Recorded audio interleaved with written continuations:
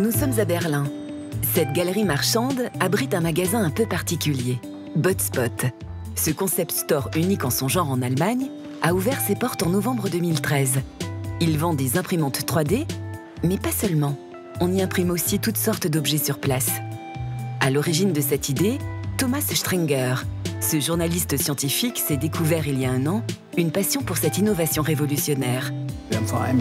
Lorsque j'ai découvert cette technique de l'impression 3D, j'étais tellement enthousiaste à l'idée qu'on pouvait tout d'un coup avoir dans la main un outil qui permet de construire des objets très compliqués, que je me suis dit, il faut ouvrir un magasin pour pouvoir montrer aux gens comment ça marche. En effet, le terme imprimante peut induire en erreur. Imprimer en 3D revient en fait à fabriquer un objet d'un seul tenant, en superposant des couches de matière. On parle de fabrication additive. Les imprimantes que vend Botspot fonctionnent presque toutes selon le même système.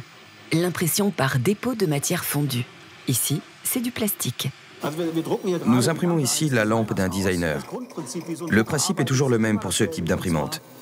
Le matériel qui est délivré par ici est le fameux filament. C'est un plastique qui est donc conduit par ce tuyau jusque dans cette tête. Et vous voyez derrière, il y a un petit radiateur qui chauffe jusqu'à 220 degrés. Cela ramollit le plastique qui devient presque liquide.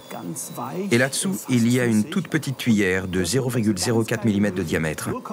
Elle dépose le fil rythme de la tête d'impression sur une première couche, puis quand celle-ci est terminée, elle en pose une deuxième par-dessus. Cette technique d'impression fonctionne donc à la manière d'un pâtissier. Comme avec une poche à douille, l'imprimante dépose des couches de matière préalablement fondues. La tête d'impression dessine la base de l'objet et le construit couche par couche en remontant jusqu'au sommet. Pour l'heure, Botspot propose 5 gammes d'imprimantes grand public. En effet, la taille de la tête d'impression ou l'articulation de la structure peuvent influer sur l'épaisseur des couches et la finesse des détails.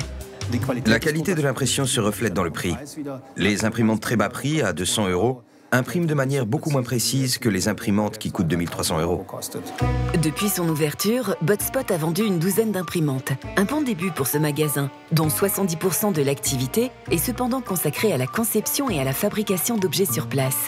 Lampes de designer, maquettes pour architectes, ou bien encore des objets du quotidien. Et aujourd'hui, Thomas Strenger reçoit une cliente. Une pièce de sa machine à café est cassée. J'ai entendu parler de ce magasin à la télévision et j'ai pensé que ce serait la solution parce que cette pièce est devenue introuvable. Notre graphiste spécialiste de la 3D va d'abord devoir le modéliser sur un ordinateur et ensuite nous pourrons l'imprimer. Pour imprimer un objet, il faut en effet partir d'un modèle numérique en 3 dimensions conçu par un ordinateur. Pour cela, Thomas fait appel à Alex, un designer spécialisé dans la modélisation 3D. Est-ce que c'est faisable? Oui, je peux le faire. Pour modéliser cet objet, Alex prend toutes les mesures, diamètre, rayon et longueur. À partir de ces données, il élabore un croquis en 2 dimensions sur son ordinateur. Alex le convertit ensuite en 3D, puis l'enregistre sous un format standard utilisé par toutes les imprimantes 3D dans le monde.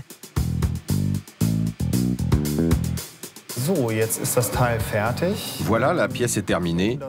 Pour l'imprimer, nous devons encore la décomposer en plusieurs couches. Ce programme le fait automatiquement. On a là en tout 96 couches. Et je remonte progressivement. Si ce fichier numérique est un prérequis indispensable à l'impression d'un objet 3D, il existe aujourd'hui 3 méthodes pour se le procurer. Des sites internet avec des modèles prêts à imprimer, un scanner 3D qui numérise l'objet directement en 3 dimensions, ou pour les plus doués comme Alex, la conception sur mesure. L'ordinateur codifie la position et la forme de l'objet, et toutes ces informations sont envoyées à l'imprimante qui peut alors le fabriquer.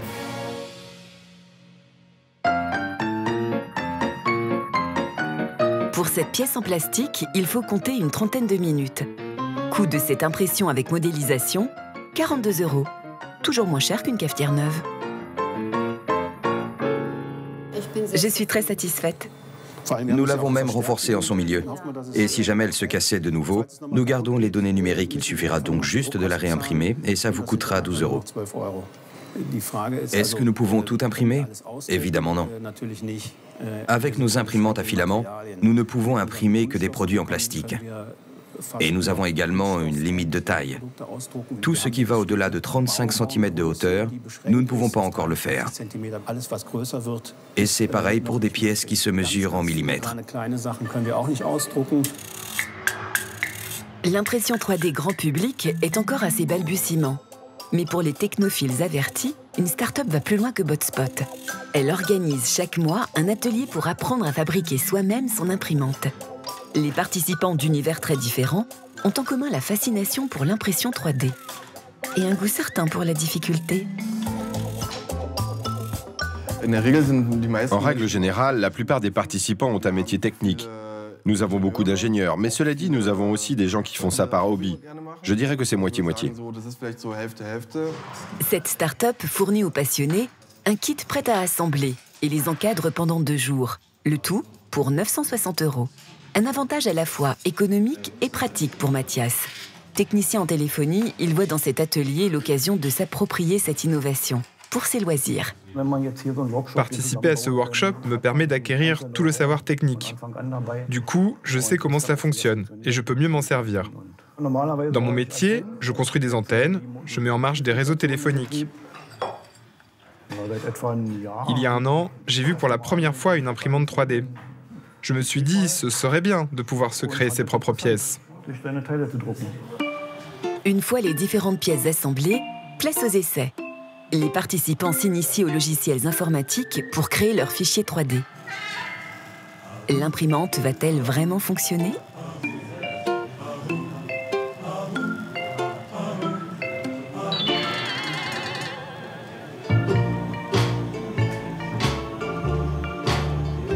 C'était censé être une vis et un boulon. Cela n'a pas vraiment marché, mais bon, on est sur la bonne voie. Quelques réglages sont donc encore nécessaires pour faire une bonne impression. Loin de ces férus de technologie, c'est avec un autre procédé que Botspot propose à ses clients une impression des plus ludiques. Une petite figurine à son effigie pour 200 €. Avant d'imprimer ses répliques, passage au scanner obligatoire. Ici, 64 appareils photo mitraillent la silhouette. L'image traitée par ordinateur est envoyée à l'imprimante. Mais cette fois, Thomas Strenger utilise un procédé jusqu'alors réservé à l'industrie, l'impression par liage de poudre. La matière brute est une poudre de plâtre. Contenue dans un bac, elle est fixée couche par couche grâce à un jet d'encre, combiné à de la colle, qui suit le tracé déterminé par l'ordinateur. Les avantages de cette technique, une plus grande précision et une impression directement en couleur. Comme un archéologue, je vais maintenant retirer la figurine de la poudre.